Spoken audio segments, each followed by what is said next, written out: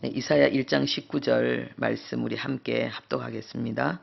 너희가 즐겨 순종하면 땅에 아름다운 소산을 먹을 것이요. 아멘. 성도의 삶이 무엇인가? 하나님께 순종하고 하나님이 주시는 아름다운 소산을 먹는 삶. 이것이 성도의 삶이지요. 우리가 일반적으로 땅이 아름다운 소산이다 그렇게 하면은 떠오르는 것들이 있습니다.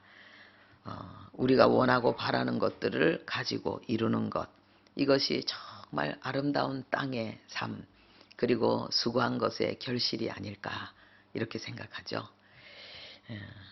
그래서 우리는 때가 되면은 배우자가 또 뭐 연인이 있기를 바라고, 그래서 외로움이 끝나고 행복한 가정을 이루기를 원하고요.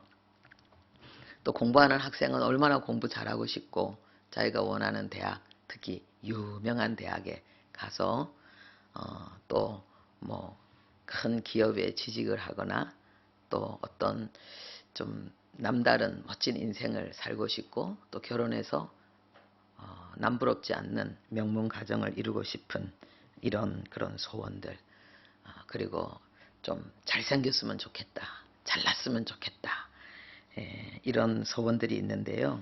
요즘 학자들이 그런답니다. 뭐 물질 중독과 행위 중독을 구분해 가지고요.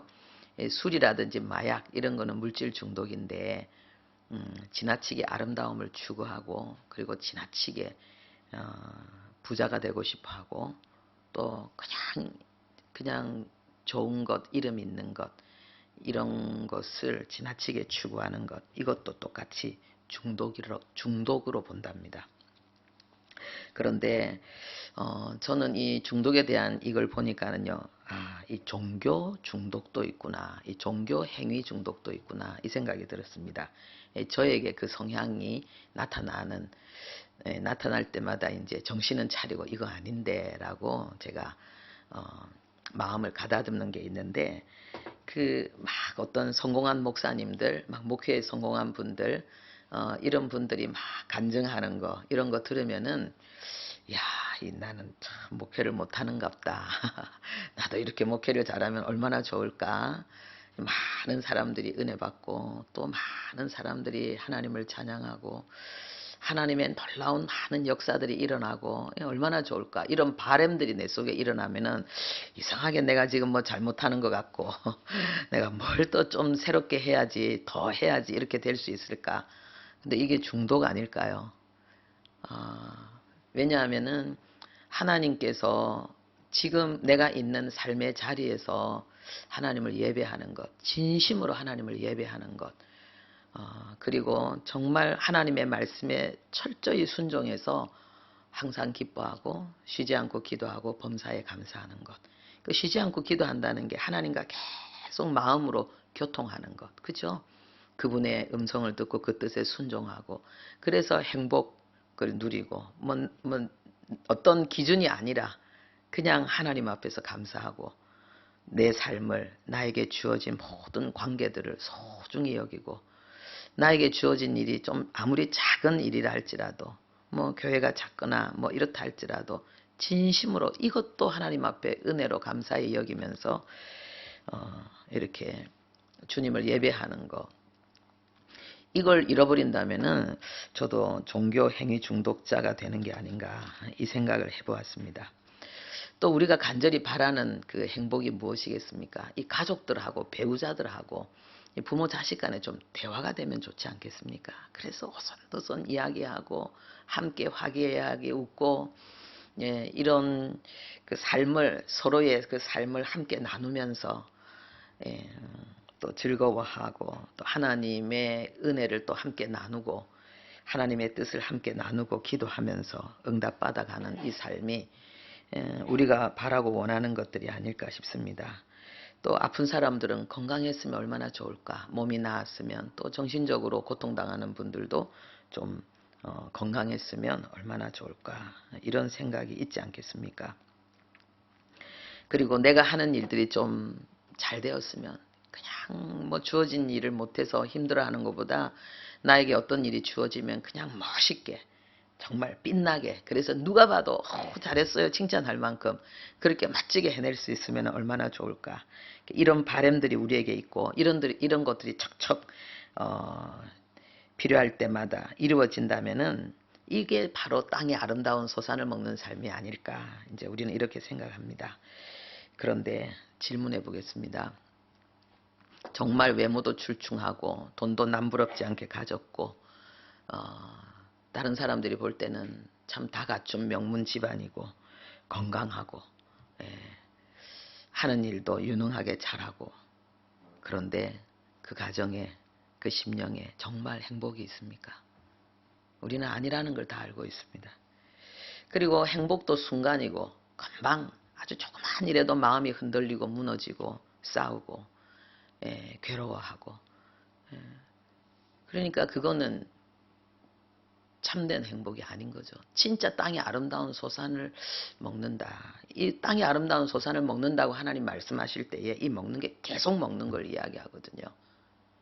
지금도 풍족하게 먹고 내년에도 풍족하게 먹고 그냥 이 세상을 떠나는 그날까지 이 땅에서 하나님께서 아름다운 소산을 풍족하게 먹게 하는 넘치도록 먹게 하는 이 삶을 말씀하시는데 우리가 세상적으로 생각하는 이런 거는 그게 아니라는 거예요. 저는 이게 하나님의 은혜였던 것 같아요. 어렸을 때부터 좀 이렇게 좀 영원한 것에 대해서 굉장히 많이 집착하는 그런 경향이 있었던 것 같아요. 영원한 것에 대해서. 그래서 아름다움도 영원해야 되는데 아름다움이 시들어가잖아요. 그럼 그게 뭔 가치가 있을까? 생명도 영원해야 되는데 죽잖아요. 그러면은 우리 이 땅의 이 삶에 무슨 가치가 있을까? 사람에게 인정받고 칭찬받는 거 그것도 참 좋은 거지만은 나를 칭찬하는 그 사람이 나를 대단하다고 막 박수치는 그 사람이 뭐 별스러운 사람인가? 밥 먹고 그리고 배부르면 또 화장실 가서 똥 싸고 그 사람도 뭐 그냥 아둥바둥 이렇게 사는 사람이고 살다가 죽는데 그런 사람에게 내가 인정받고 칭찬받는 거 그거 의미가 없다 싶은 거예요. 그래서 참 진짜 행복은 뭘까? 성경에 보니까 그게 영원을 사모하는 마음을 주셔서 그런 영원한 것을 사모하는 그 은혜가 있어서 그랬던 것 같아요. 그래서 이 성경이 말씀하는 이 땅의 아름다운 소산은 제가 조금 전에 이야기하는 이런 거하고 다른 거겠죠. 그게 어떤 걸지 우리가 한번 보겠습니다. 한국말로는 땅의 아름다운 소산 길죠. 그런데 이게 히브리어 원어로는요 그냥 한 단어예요. 투브라는 한 단어인데 이것은 하나님의 은총으로 말미암아서 우리가 이 땅에서 누리는 아름다움과 즐거움과 선함과 행복 이걸 다 포함하고 있는 거예요.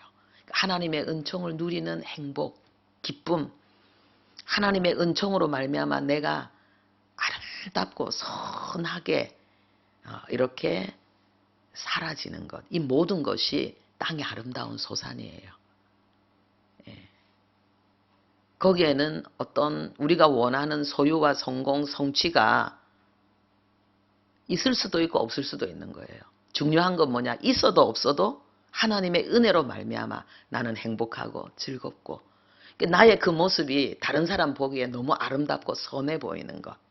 이게 하나님이 즐겨 순종하는 자녀들에게 주시는 땅의 아름다운 소산이에요. 그런데 이 아름다움이 이 선함이 나 혼자만 나 아름다워 내 삶은 선해 이렇게 말하는 게 아니고 모든 사람이 인정할 수 있는 그러니까 선함을 추구하고 진실을 추구하는 모든 사람 예수 믿는 사람이나 안 믿는 사람이 다 인정하는 감탄하는 아름다움이 있잖아요. 감동하는 아름다움. 이상하게 병든 사람은 진짜 아름다운 것을 보고 아름답다라고 여기지 않는데 그런 거 말고 진짜 정상적인 사람은 아름답다, 멋있다라고 공감할 수 있는 찬사를 보낼 수 있는 삶 속의 그 아름다움 이게 바로 하나님이 우리에게 주시는 땅의 아름다운 소산인 거예요. 그러니까 우리 인생이, 내 삶이 아름다운 인생이 되고 아름다운 삶이 되고 하나님이 인정하고 모든 사람이 인정하는 참 선하다, 훌륭하다, 탁월하다 그런 삶을 사는 복, 하나님이 이것을 즐겨 순종하는 자에게 주신다는 것입니다.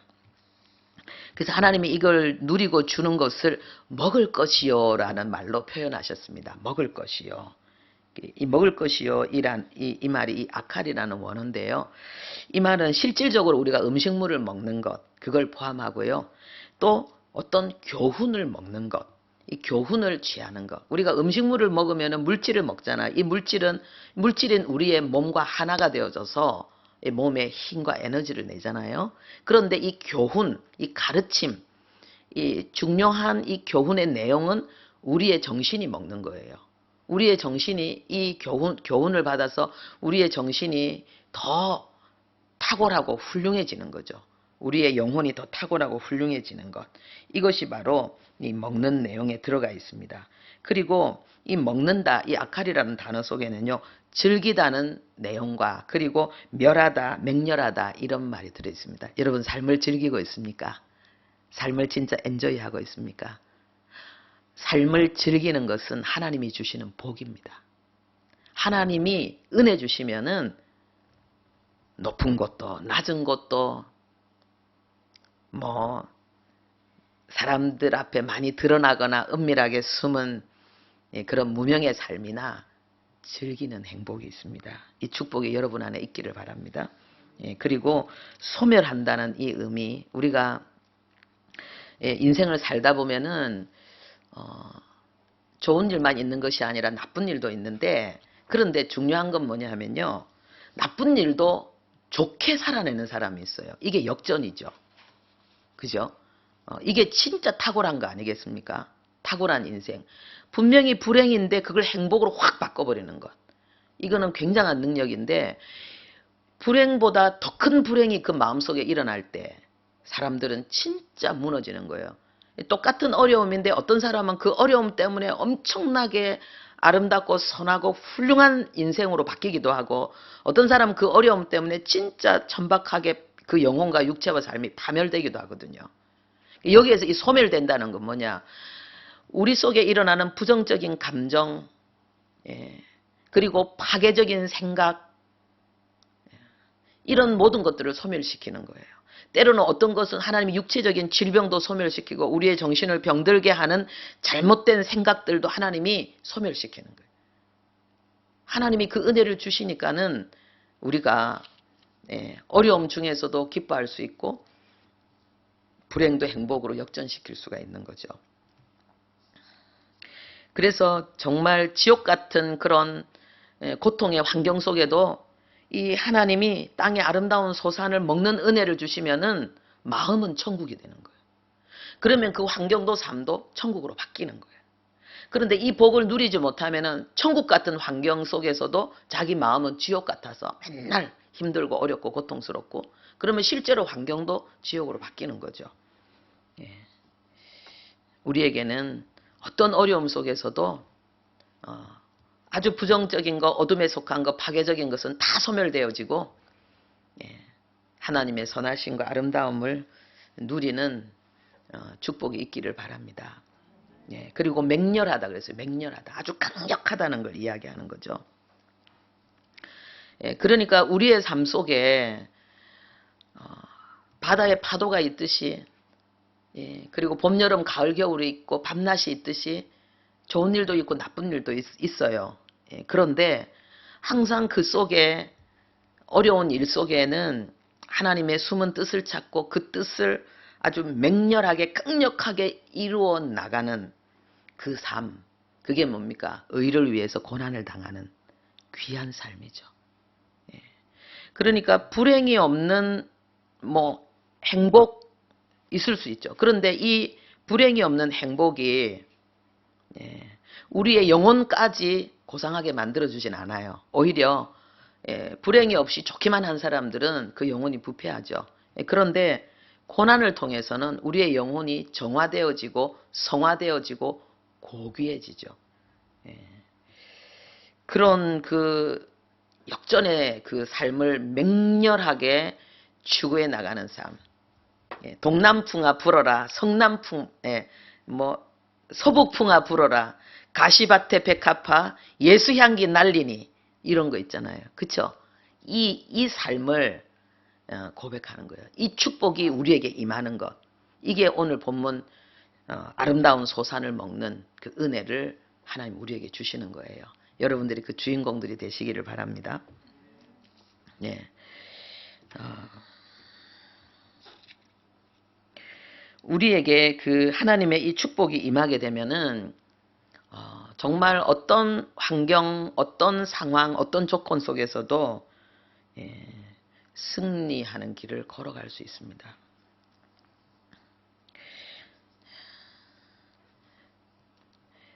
제가 최근에 이제 한 가지 중요한 숙제를 제가 하나님 앞에서 가지게 되었습니다. 그것은 제가 이 우울증이라는 이 병과 완전히 정면 대결해야 되겠구나라는 생각을 제가 하게 된 것입니다. 예. 저는 제가 그 병으로 인해서 정말 가장 처절한 끝까지 갔다가 그 고통 속에서 인생의 해답을 찾다가 하나님을 만났는데, 하나님을 만나고 난 다음에 하나님의 은혜가 너무 커서 그런 어떤 증상이 완전히 해결된 건 아니라도 저는 치유되었다고 생각을 했어요. 예, 불편함이 있을 때마다 하나님 앞에 기도하고 분투하고 그래서 싸워서 이렇게 지금도 이렇게 제가 이 목회의 이 삶을 살고 있는데, 제가 최근에 느낀 것은 야, 정말 내가 큰 은혜 속에서 살고 있었구나. 저는 그냥 아무 생각 없이 그것을 극복하고 견디고 이기고, 그래서 이게 심신이 무너지는 듯한 그런 연약함 속에서도 항상 예배를 준비하고 매일 예배를 준비하고 복음을 전하고 이러는데, 하나님의 은혜가 없이 힘이 없이는 할 수가 없잖아요. 그죠? 안 그러면 제가 가짜가 되잖아요. 그런데 연약할 때나 또 뭐 힘이 있을 때나 언제나 하나님의 은혜 속에서 그 많은 일들을 해내온 것이 진짜 기적의 삶이었구나라는 걸 제가 고백하게 되었고요. 그런데 이제 최근에 저에게 정말 이게 심각하게 이게 드러나는 그런 일이 있었어요. 그래서 정말 이게 환청이 들릴 만큼 그리고 이렇게 환각 상태가 일어날 만큼 내 심장이 조여오고, 내가 이러다 미쳐버리는 거 아닌가 싶을 만큼 제가 힘들고, 그리고 완전히 앉아있을 힘이 없어서 누워서 많은 시간을 지내야만 되는 혼자만의 그런 고통의 시간들이 저에게 있었어요. 그래서 제가 깨달은 거예요. 아니, 나 다 치료된 줄 알았는데 왜 내가 이렇지? 왜 이렇게 심각하게 내가 어려움을 당하지? 그걸 생각하면서 내가 이 병 중에서도 지금까지 병을 이기며 살아오게 하셨구나. 그런데 그 속에서 제가 정말 하고자 하는 일을 다 하지 못하는 안타까움, 그 안타까움이 이 병 때문이었구나 라는 생각을 하면서 이거는 이제는 좀 바울이 가시가 있어서 하나님이 연약하게 겸손하게 하려고 하셨다는데, 저는 삼층천에도 안 갔다 왔고 저는 바울만큼 계시를 받은 것도 아니니까 이 부분을 극복해야 되지 않는가, 그 생각을 하면서 이 부분을 극복하기 위해서 막 이제 제가 유튜브도 보고, 그래서 우울증을 치료하려면 막 이런 거 막 이렇게 찾고 지금 그렇게 지금 노력하고 있습니다. 그런데 정말 하나님께서 아름다운 소산을 즐겨 먹는 이 축복이 뭐겠습니까, 여러분? 첫 번째는 하나님이 내게 주신 그 삶을 수용하는 거잖아요. 이게 수용하는 거잖아요. 그래서 이게 순종이라는 게 이게 수용이더라고. 첫 번째는요. 하나님이 왜 나를 건강하게 이런 어려움이 없이 하나님 지내게 하지 않고 왜 나를 하나님 이 어려움 속에 두셨습니까? 저는 그냥 이것이 이런 병이라고 생각하고 원래 제가 무능하다고 생각했어요. 원래 무능하기 때문에 그리고 원래 좀 심신이 약하기 때문에 이 교회에서 이 주어지는 일을 해내는 데 있어서 나의 전심을 쏟지 않으면 이걸 할 수가 없는 이런 상황이 나의 부족함이고 그래서 부족한 자에게 주시는 겸손의 축복이라고 생각했어요. 그래서 제가 이 가정에 이렇게 가사일을 하지 않고 제가 교회 거의 지금까지 교회에 살면서 수년 동안 이렇게 할 수 있었던 것도 이제 뭐 체력이 안 되고 시간적으로도 부족하기 때문에 저에게 있어서 매번 설교해야 되고 또 이렇게 또 교회 여러 가지 행정적인 거나 영혼을 섬기는 데 있어서 멘토링하고 상담하고 막 이런 거에 있어서 그냥 전부를 다 쏟아 부을 수 있도록 부족하니까 하나님께서 주신 은혜다 이렇게 생각했어요. 그런데 그것이 이제 병이라는 걸 이제 알게 된 거예요. 그래서 저에게는 이걸 수용을 하면서 저에게 이제 소망이 생기는 거예요. 아, 하나님께서 이것을 내가 인정하고 이것을 이제 해결해 나가는 이 과정 속에서 하나님께서 주시는 은혜, 그 결과 하나님 주시는 은혜, 이게 너무너무 기대가 되는 거예요. 수용하니까 하나님 주셨다고 생각해. 여기에 대해서 전혀 부정적인 생각이 없는 거예요. 왜냐하면 사람마다 다 연약함이 다르잖아요. 그죠? 어떤 사람은요, 분노를 잘하는 사람, 이거 분노 조절 장애, 그 사람도 장애를 가지고 있는, 그것도 병이에요. 분노를 막 하는 사람. 그쵸? 그러니까 우리의 삶에 어려움들이 있는데, 그것을 이렇게, 이걸 갖다가 막 해결하기 위해서, 자기 자신을 공격하거나 남을 공격하는 거, 내 마음에 들지 않는다고 해서 일어나는 분노를, 그런 여러 가지 사람마다 다 문제가 다르잖아요. 그리고 재능도 다르고. 그런데 하나님 나에게 이런 재능을 주시고 이 연약함을 주시고 때로는 이 문제를 주시고 이 아픔을 주셨고 괜찮은 거예요. 그걸 수용하는 거죠. 이게 즐겨 순종하는 거 아니겠습니까? 그리고 이렇게 좀 되게 그 성격이 아주 화기애애하고 활달하고 그런 성격도 있지만은 아주 소심하고 그래서 내가 먼저 말을 걸지 못하고 누군가 나에게 말 걸어주면 너무 고맙고 이런 성격도 있잖아요.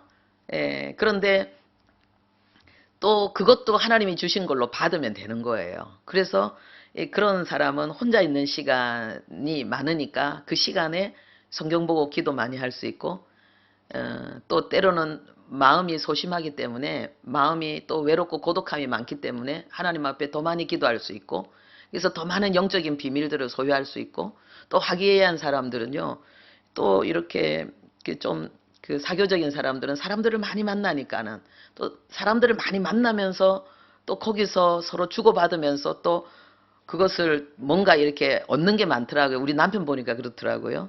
앞에 이야기한 건 저고 뒤에 이야기하는 우리 남편이거든요. 그래서 전에는 제가 이런 게 이제 제가 완전히 제 안에서 이게 이해가 안 될 때는 이제 내 잣대로 모든 걸 평가하는 거예요. 내 연약함이 싫으면서도 내 연약함이 잣대가 되어져서 내성적인 게 싫으면서도 내성적인 게 잣대가 되어져서 막 지나치게 막 이렇게 막 활동적으로 막 다니면서 성경 볼 시간도 없고 기도할 시간도 없어 보이고 저러면서 어떻게 영성을 유지하지? 그러니까 막 저 상태에서 막 예배드리고 찬송하고 막 저 가짜 아닌가 막 이런 생각도 들기도 하고 제가 교만해서 판단한 거죠. 그리고 막 다니면서 이제 우리 남편이 사람들하고 사귀면서 뭐 주기도 하고 받기도 하면서 막 들고 오는 거에 대해서 싫은 거예요. 이런 거 할 시간에 성경 더 보지. 이런 거 할 시간에 기도 더 하지. 막 제가 그렇게 제 속으로 막 판단하고 비난했는데 이제 제 마음이 교만했던 마음이 낮아지면서 제가 제 자신을 더 많이 수용하는 것만큼 이제 남편도 더 많이 수용하니까는 아이고 내가 남편 덕분에 먹고 살지. 남편이 없었다면 난 손가락 빨고 있었을 거라고. 진짜 내가 얼마나 내 삶이 결핍하고 곰핍했을까. 너무나 많은 것들을 제가 누리고 있는 거예요. 예. 그래서 이게 뭐냐? 이게 순종이거든요. 하나님께서 우리에게 즐겨 순종하면 땅의 아름다운 소산을 먹게 하신다 그랬는데, 이 즐겨 순종하는 것이 바로 하나님이 주신 구원의 순종에서 이 사단이 주는 온갖 미혹과 유혹의 역사 속에서도 내가 하나님의 자녀라는 사실, 나는 죄사함을 받았고 내 인생엔 더 이상 저주가 없다는 사실, 이것을 하나님 앞에 믿음으로 고백하며 나가는 거, 이 순종이잖아요. 이 순종이거든요. 이런 순종이 얼마나 귀한 건지 몰라요. 그리고 조금 전에 이야기한 거, 내 삶에 하나님이 주신 모든 것에 대해서 내가 김씨 씨, 박씨, 최씨 내가 선택했습니까? 내 부모를 내가 선택했습니까? 그러면 내가 그 부모에게 영향을 받으면서 내가 성장하고 거기에 대해서 육체적인 그런 어떤 유전, 그리고 이렇게 부모의 그 성장을 통해서 내게 학습되어지는 어떤 정신적인 그러한 그런 그 유산들, 좋은 것도 있고 나쁜 것도 있잖아요. 이런 많은 것에 대해서 내가 하나님이 하셨다라고 아멘 하는 거, 이런 게 순종이잖아요. 보니까는 내가 이게 그 성령에 사로잡히면은 부모님으로부터 다 장단점이 오잖아요. 내게 육신적인 거든 정신적인 거든 뭐 삶의 태도든 이게 오는데, 이게 전부 다 나쁜 것도 다 좋은 것으로 바뀌어지는 거예요. 그런데 내가 성령 충만하지 않으면은 좋은 것도 나쁘게 이용되어지는 거예요. 좋은 것도 나쁘게. 예. 그래서 중요한 거는 내가 이 과거의 어떤 삶이 문제가 아니고 지금 현재 내가 하나님 안에서 즐겨 순종하는 자, 하나님과 내가 완전히 연합되어지고 하나 되어지면 하나님이 주시는 이 아름다운 땅의 소산을 먹는 이 축복을 누린다는 거죠. 예. 좋은 음식을, 맛있는 음식을 먹을 뿐만 아니라 그리고 좋은 교훈들을 받게 되고, 그래서 사단의 그런 선물들을 소멸시키고 대적하고, 그리고 하나님의 뜻을 향해서 맹렬하게 질주해 나가는 그런 도전과 성취의 삶, 이것을 하나님께서 우리에게 은혜로 주신다는 거죠. 할렐루야. 이 축복이 여러분 안에 가득하기를 바랍니다. 우리가 참 맛있는 음식을 먹는 것도요, 진짜 비싸고 고급진 음식은 누가 먹어도 맛있죠. 그런데 우리가 시장하면 열심히 수고하고 노력하고 그리고 배고픔으로 먹는 밥은요, 정말 그 간장에 먹어도, 김치 하나에 그냥 걸쳐서 밥을 먹어도 그 밥은 맛있는 거예요. 예, 그리고 마음이 괴로우면은 아무리 맛있는 것도 맛이 없어요. 그런데 마음이 하나님의 은혜와 평강으로 이 충만하면은 이 작은 것도 맛있어지는 거예요. 맛있게 먹을 수 있는 거예요. 예, 그래서 우리 안에 그냥 주어진 모든 범사가 이 감사가 되는 이 축복, 이 축복이 아름다운 소산을 먹는 그 삶이다, 이렇게 우리가 볼 수 있겠습니다. 특히 보면은요, 그 하나님의 교훈이 내면화되어지는 그 땅의 아름다운 소산을 먹는 축복, 이게 정말 우리에게 불행을 행복으로 바꾸는, 행복 정도가 아니라 아주 고귀한, 아주 최고의 위대한 인생으로 만드는 비결입니다. 하나님의 교훈이 내면화되어지는 것.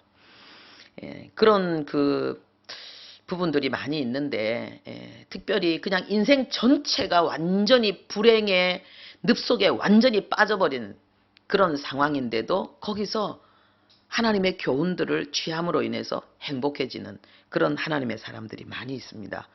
성경에 보니까 저는 그 사람이 요나단이에요. 이 요나단은 왕자예요. 아버지가 왕이죠. 사울 왕. 그리고 이 요나단은 훌륭했어요. 아주 탁월했어요.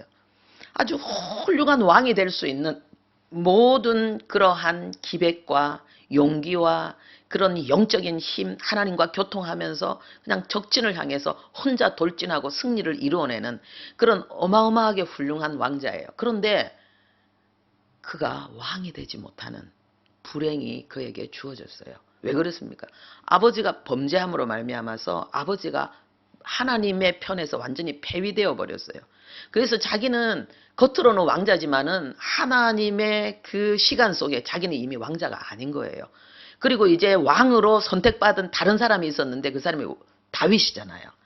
그러면은 이 요나단에게 있어서 이 다윗은 원수잖아요. 내가 왕이 되어야 되는데 다윗이 왕이 됨으로 내가 왕이 되지 못하니까 정말 사울 임금 자기 아버지가 그랬던 것처럼 이 다윗이 너무 밉고 죽이고 싶고 다윗은 나의 불행, 나의 슬픔, 나의 수치, 네가 없어야 돼. 그래야 내가 행복해. 이렇게 오히려 아버지보다도 자기가 더 요나단이 그래야 되는데 하나님께서 요나단에게 이 땅에 아름다운 소산을 먹는 복을 주시니까 요나단의 마음속에 모든 부정적인 생각이 전부 다 사라지고 그 속에 정말 하나님의 뜻을 향한 아주 강력한 열정적인 거룩한 헌신과 순종이 나타난 거예요. 그게 뭡니까? 다윗을 너무 사랑하는 거예요. 너무 사랑하는 거예요. 그래서 다윗을 자기 자신보다 더 사랑하니까요. 너무 사랑하니까 자기가 왕이 되는 거나 다윗이 왕이 되는 거나 자기는 그게 중요하지 않은 거예요. 그냥 하나님의 뜻대로 되면 되는 거예요. 또 하나님을 너무 사랑하니까. 그러면서 이 요나단이 뭐라고 고백하는가? 다윗은 왕이 되고 나는 다윗이 훌륭하게 그 왕정을 이끌어 나갈 수 있도록 다윗의 모든 통치가 아주 하나님 앞에서 최고의 통치와 영광이 되도록 나는 그의 1등 충신이 되겠다. 이걸 요나단이 고백하는 거예요. 여러분, 이것이 자유입니다. 이것이 승리입니다. 완벽한 불행인데 그 불행을 완벽한 행복과 영광으로 완전히 바꿔버리는 것. 이게 하나님의 진리가 하나님의 교훈이 내면화되어 버리는 거예요. 내면화되어져서 그것이 그의 생각과 말과 행동으로 그대로 나타나 버리는 거예요. 이 축복이 여러분들의 것이 되기를 예수님의 이름으로 축원합니다. 이게 성도의 삶이죠. 그런데 우리가 이제 성경 이야기하면 좀 멀리 들리잖아요.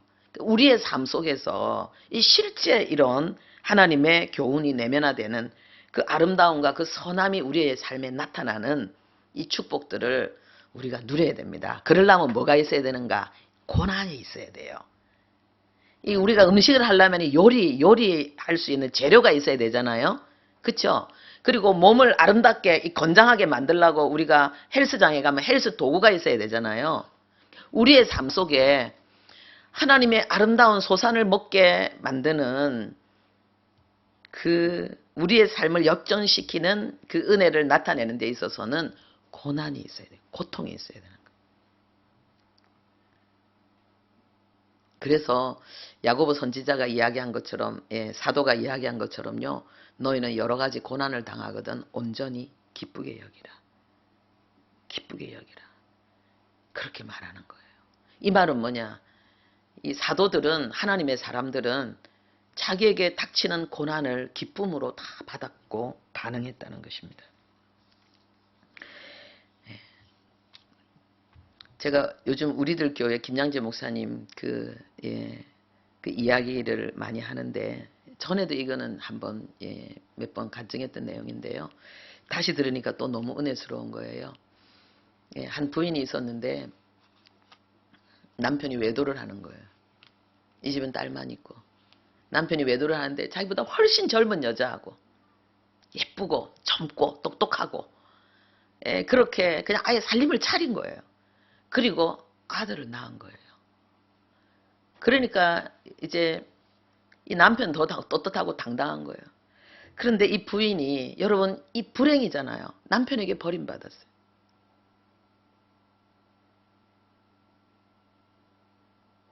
그 집안이 남편이 그토록 원하는 아들을 자기가는 못 낳았는데 그 여자는, 젊은 여자는 낳은 거예요.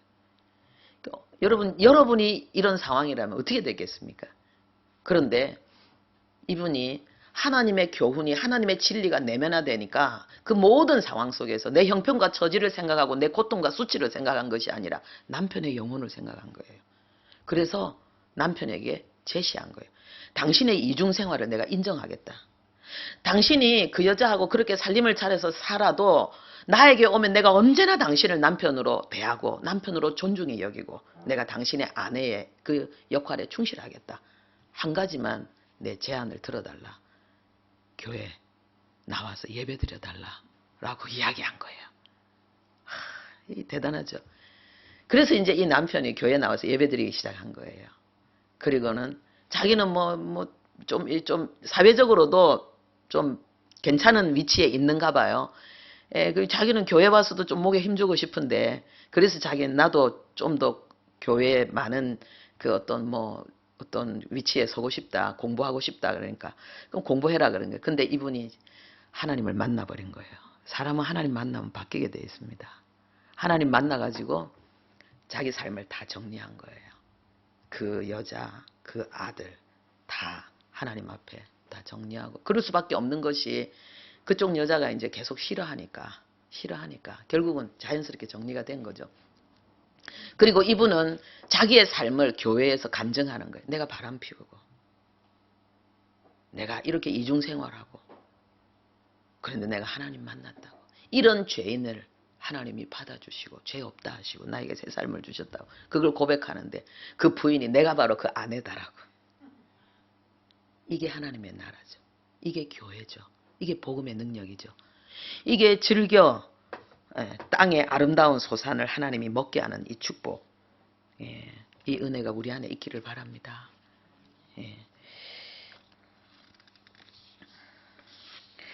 하나님께서 그런데 참 왜 나에게는 이런 은혜가 즐겨 순종하면서 땅의 아름다운 소산을 먹는 이 축복이 나도 좀 있는 은혜를 누리고 싶은데 왜 나는 안 되는가? 나는 안 되는가? 내가 하려고 하기 때문에 안 되는 거예요. 이것은 그냥 은혜예요. 은혜예요. 하나님이 우리를 그 거룩한 그 모습은요. 하나님의 모습이잖아요. 하나님의 수준의 삶이잖아요. 여러분 말씀대로 산다는 건 하나님의 수준으로 살아가는 거거든요. 그러니까 우리는 세상의 빛과 소금이 되는 거죠. 그 삶을 삶으로 세상의 빛과 소금이 되는 거죠. 아담과 하와가 범죄했을 때에 아담이 하나님 찾아가지 않았어요. 숨었어요. 그런데 하나님이 찾아오셨어요. 그리고 아담이 회개했어요. 회개했다는 걸 어떻게 알 수 있는가? 아담이 옷을 입었잖아요. 그죠? 그 긴 옷, 그것은 제사장들이 입는 옷, 하나님을 예배하는 자가 입는 옷이죠. 하나님 앞에 죄사함 받고 용서함 받고 하나님을 예배하는 자로 변화되어져서 비록 쫓겨났지만은 그는 하나님을 예배하는 자로 그 삶을 살아낸 거예요. 그리고 요셉이 정말 그 자기의 원수잖아요. 형들이 자기를 죽이려고 했고 그리고 자기를 인신매매 팔아버렸잖아요. 우리에게 만약에 이런 삶이 주어진다면 정말 미쳐버릴 거예요. 그런데 요셉은 미치지 않았어요. 슬프고 괴로웠지만은 미치지는 않았어요. 그리고 미치지 않을 뿐만 아니라 자기에게 주어진 삶의 모든 자리에서 성공했어요. 성경은 그것이 하나님의 은혜였다고. 하나님이 함께 하심으로 하나님이 역사하시면 그 일이 일어났다는 거예요. 그럼 하나님 나한테도 좀 함께 하시면 좋겠는데 하나님이 여러분에게 함께 하실 것입니다. 함께 하실 것입니다. 지난주에 그거를 기억하십시오. 말씀 하나님의 은혜는 이미 우리에게 다 주어졌다는 거. 그런데 하나님의 은혜는 높은 곳에서 낮은 곳으로 흐른다는 거. 우리의 마음이 낮아지면 하나님의 은혜는 나를 사로잡게 돼 있어요. 여러분들이 지금 사모하는 그 시간 여러분의 마음이 낮아지고 있다는 거 아니겠습니까? 그럼 언젠가는 그 역사가 여러분에게 일어날 거예요. 김정재 목사님이 이 부분에 대해서 아주 선명하게 간증을 한 내용이 있는데요. 자기는 너무 예쁘고 똑똑하고 공부 잘하고 또 소녀 가장이 되어서 자기가 그렇게 힘들게 번 돈을 또 가족들에게 주고 막내인데 그렇게 살았어요.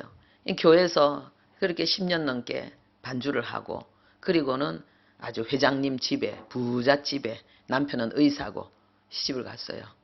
그리고 주일 되면 아주 멋진 한복을 입고 그 수석 장로님 장로님 속에 가족이 다 있는지 모르겠지만 하여튼 온 가족이 멋있게 와가지고 예배를 드리니까 누가 봐도 하나님의 축복받은 그죠? 그런 가정이잖아요. 자기는 하나님 앞에 복을 받은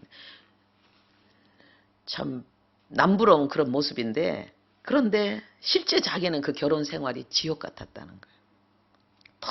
너무 무시당하고 너무너무 멸시천대받고 돈을 안 주니까 자기는 가난하고, 부잣집인데 자기는 가난하고, 또 밖에 나갈 수가 없는 거예요. 나갈 시간이 없는 거예요. 맨날 그냥 걸레 들고 청소하고. 그래서 자기가 너무너무 죽고 싶은데 죽을 수는 없고, 너무너무 이혼하고 싶은데 이혼할 수도 없고, 그러니까 빼도 박도 할 수 없는 그런 상황 속에서 1년이 지나고 2년이 지나고 3년이 지나도 그 고통이 끝이 안 나는 거예요. 왜 내가 이런 고통을 당해야 되냐는 거예요. 나는 똑똑하고 공부 잘하고, 나는 소녀 가장이었고, 나는 피아노 반주하고, 그래도 이제 늘 그 멋진 한복을 입고 또 예배는 드리는 거예요. 겉으로는 아주 멋진 모습인데 속으로는 그냥 썩어서 문드러지는 거예요. 문드러지는 거예요. 왜 내가 이런 고통을 당하는가. 그런데 5년 만에 하나님의 은혜가 임한 거예요. 하나님이 찾아오신 거예요.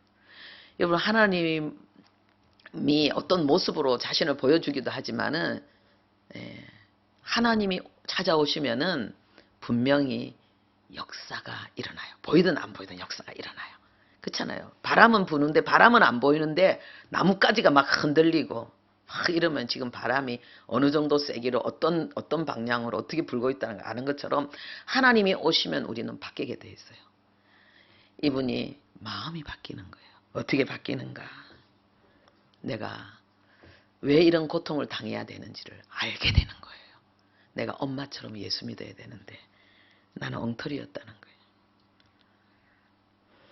나는 엄마처럼 진실로 하나님을 믿고 정말 하나님을 위해서 사는 그 거룩한 삶을 살아야 되는데, 나는 내 욕망을 쫓아서 열심히 공부하고 피아노 열심히 치고, 그래서 서울대학 가고, 또 이렇게 뭐 강사도 되고, 나는 돈 좋아하고 사람 인정받는 거 좋아하고 고상하게 막 이렇게 지냈는데, 그랬으니까 내가 지금 결혼해서 이런 무시를 당하고 이런 멸시를 당하는 거는 당연하다는 거. 당연하다는 거. 그게 깨달아지는 거예요. 그게 하나님의 말씀이 내면화되어지는 거죠. 나는 내 야망 때문에 공부했고, 나는 내 야망 때문에 나는 피아노 열심히 쳤고, 나는 사람들에게 인정받고 싶고 칭찬받고 싶어서 내 욕망을 위해서 나는 열심히 살았던 것이고. 그러니까 지금 내가 겪는 이 고난은 당연한 거고, 이거는 내 인생의 결론이라는 거예요. 그게 뭡니까? 회개예요. 당연하다. 이걸 깨닫는 거예요. 그런데 중요한 건 뭐냐면요, 내가 내 고난이 당연하다고 여겨졌을 때에 시간과 공간과 그 시간 그 장소에서 일어나는 그 모든 수모와 그 모든 고통과 그 아픔과 그 불행과 그 절망이 사라졌다는 거예요. 내 마음에서 사라졌다는 거예요. 완전한 자유가 임해버린 거예요. 그것을 극복할 수 있는 힘이 생긴 거예요. 그것을 뱉어낼 수 있는 힘이 생긴 거예요. 내 높았던 자아가 무너지는데, 죽고 싶어도 죽을 수 없는, 벗어나고 싶어도 벗어날 수 없는 그 고통의 기간이 5년이 걸렸다는 거예요. 우리가 아무리 그냥 하나님 뜻대로 살고 싶고 하나님 위에서 살고 싶고 하나님의 은혜 사모해도 안 돼요. 우리의 마음이 낮아져야 돼요. 그래서 우리의 마음을 낮추는 시간을 하나님께서 우리 각자에게 다른 모습으로 허락하십니다. 예.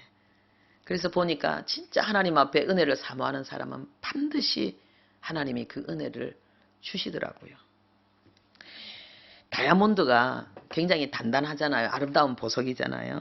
이 다이아몬드는 그냥 이게 원석 그대로를 쓰는 게 아니고 그걸 또 예쁘게 깎는다네요. 이게 다이아몬드를 아주 잘 깎는 거에 따라서 더 비싸고 더 고급스러운 뭐 보석이 되기도 하고 그렇다는데, 보통 한 58면을 깎는답니다. 58면을. 그런데 어떤 거는 100면을 깎는데 그 아름다움이 엄청나대요. 그래서 이 100면을 깎은 이 다이아몬드를 에스트렐라라고 이야기하는데, 근데 이게 귀하대요. 왜냐하면은 그 100면을 깎는 기술자가 그 사람이 드문다는 거예요. 아무나 그만큼 못 깎는다는 거예요. 근데 우리의 마음이 다이아몬드보다 더 강해요. 그런데 우리 마음이 깎이면 다이아몬드보다 더 아름다워집니다. 예. 하나님의 말씀은 칼이라 그랬어요. 좌우에 날선 칼이라 그랬어요. 하나님의 칼이 찌르지 못하는 게 어디 있고 나누지 못하는 게 어디 있겠습니까? 그런데 우리 단단한 마음은 하나님의 말씀이 찔리지 않고 잘리지 않는 거예요. 안 되는 거예요. 그래서 하나님은 우리의 마음을 용광로 불 속에다 집어넣는 거예요. 이 용광로 불 속에서 우리의 마음이, 이 단단했던 우리의 마음이 부드러워지는 거예요.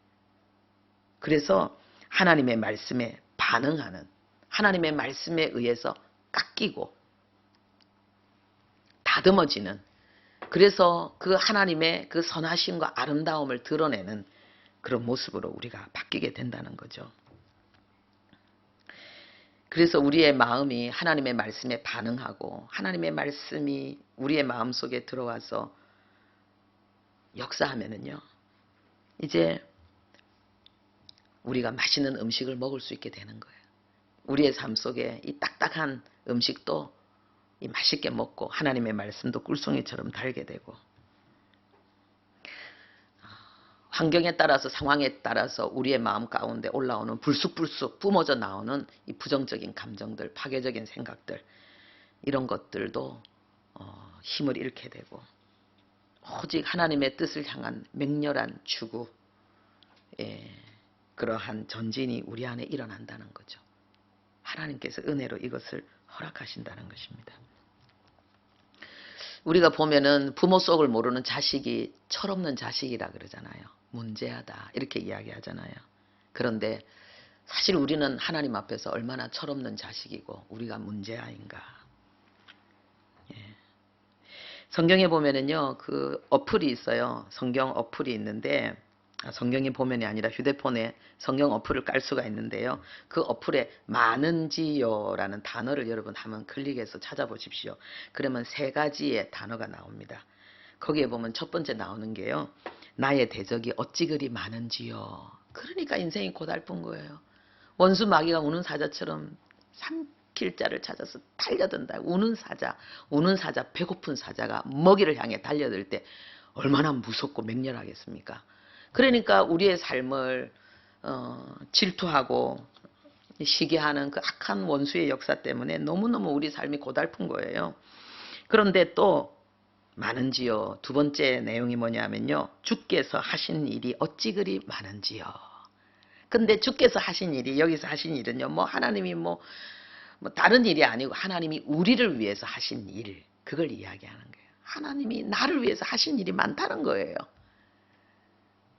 나를 위해서 하신 일이 많다는 거예요. 내가 알지 못하는 가운데 하나님이 보이지 않는 손으로 내 삶을 참 많이 간섭하신다는 거예요. 그래서 오늘 우리가 여기 있는 줄로 믿습니다. 안 그러면 마귀한테 쏘가서 저기 어문데 저기 정말 삼천포 가 있을 건데, 우리가 오늘 이 시간 예배하고 있는 거는 하나님의 많은 일이 수고가 있었다는 거예요. 또 많다는 세 번째가 뭐냐 하면요, 주의 생각의 수가 어찌 그리 많은지요.